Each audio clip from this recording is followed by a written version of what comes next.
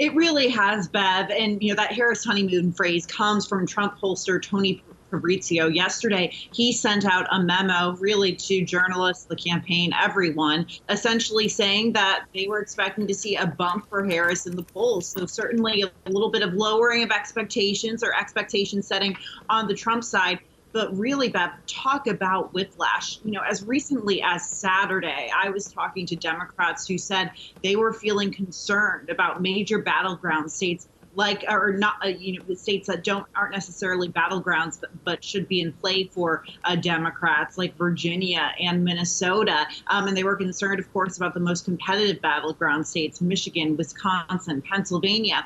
But then in a period of 24 hours, we saw the race completely change. President Biden dropped out of the race, endorsed Harris. We have seen nearly every major Democrat in this country coalesce behind Kamala Harris. She recently got the endorsements of House Minority Leader Hakeem Jeffries and Senate Majority Leader Chuck Schumer. And the first polls out, really, in a post-Harris at the top of the Democratic ticket environment, show a very tight race with former President Trump. In fact, tighter than the race was between Biden and Trump. A Marist poll out yesterday shows Harris just trailing 1 point within the margin of error behind Trump, and then a few other polls show her a few points ahead of him. Yeah, it is remarkable, and money seems to be pouring in for the Democrats, notably from grassroots supporters. What does it tell us about the people that might be coalescing behind her, other than the top Democrats? Yeah, so it's interesting. Earlier this morning here in the U.S., the Harris campaign sent out a memo talking about how, with Harris at the top of the ticket, she is able to really not only tap into that Biden coalition that helped propel her and President Biden to victory in 2020, but also expand their base. And you're seeing more young voters, millennials, Gen Z voters, more energized. You're seeing people who feel now so much more optimistic than they do just a few days ago. And they want to ensure that Kamala Harris ends up winning in November. What's also interesting is that you have a number of Democratic donors who dropped their support for Biden, including actor George Clooney, for example, who have now come behind Harris and are back to donating again. So it's good on the money front for Democrats. Yeah. We know this can shift on a dime, as we've seen already. Kevin McCarthy, the former Speaker of the House, has warned not to attack her on policy, and not personally. Do you think the Trump campaign is going to struggle with this?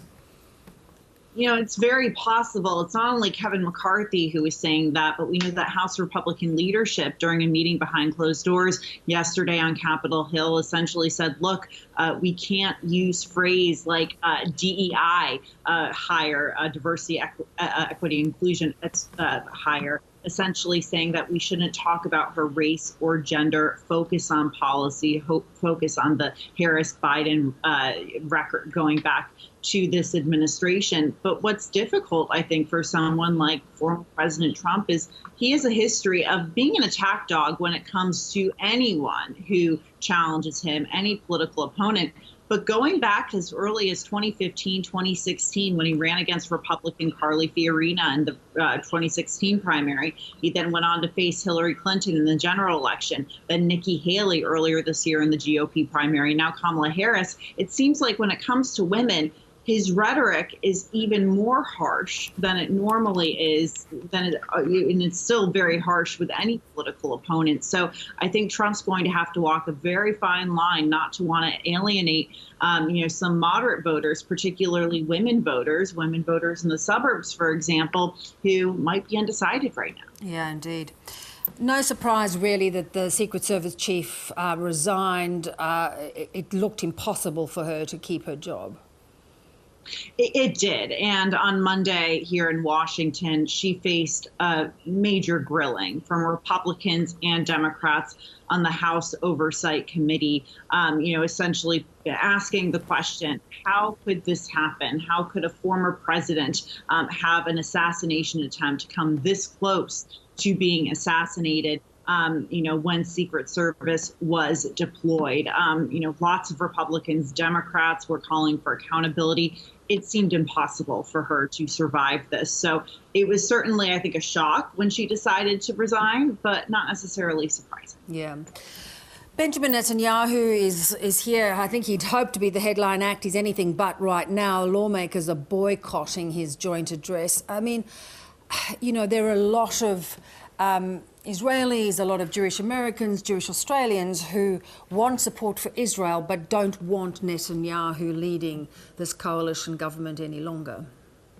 Yeah, that's very true. And I think that's what gets lost in this conversation of when, Jewish Americans, Jewish Australians, Jews in general, or Israelis, when they're talking about Benjamin Netanyahu. I think there's this general consensus. I can, speak to the Jewish American population here in the U.S. This general consensus that they're pro-Israel, but they don't like Benjamin Netanyahu. So this move to bring him to Capitol Hill, you're seeing a number of even pro-Israel Democrats not wanting to show up. I think it's also notable that Kamala Harris, the essentially presumptive Democratic presidential nominee at this point, will not preside over this meeting in her role as president of the Senate. I think she will be speaking with Netanyahu, meeting with him, but it's notable that so many figures won't be present. Yeah, so interesting. Good to speak as always, Julia. Thank you.